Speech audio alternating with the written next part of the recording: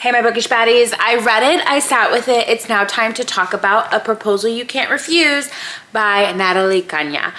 I am conflicted about this book. I'm so conflicted about this book. I think the plot was really cute, right? In this book we follow our female main character, our FMC and our MMC. And our FMC is Puerto Rican, and she's like taking over her family business. And then we have our MMC who is of Irish descent, and he's taking over his family business and the family. Anyways, I don't want to give. I feel like if I give the plot, is gonna like spoil the book, and I don't want to, because it is a really cute book, and I feel like everybody should read it for themselves so that they can form their own opinion. However, this book had me so conflicted, because while I really did enjoy the cultural aspect of it, Natalie did a good job of blending the cultures and honoring the culture of each culture, I think.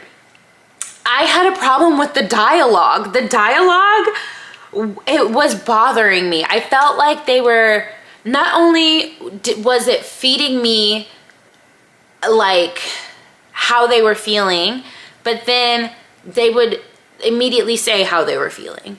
So I felt like this story baby fed me a lot, and I don't think I like that. I like a story I can't even talk. I like when the writing lets me do some of the work. I don't like when authors just give me everything, if that makes sense. I like to do some of the work, you know?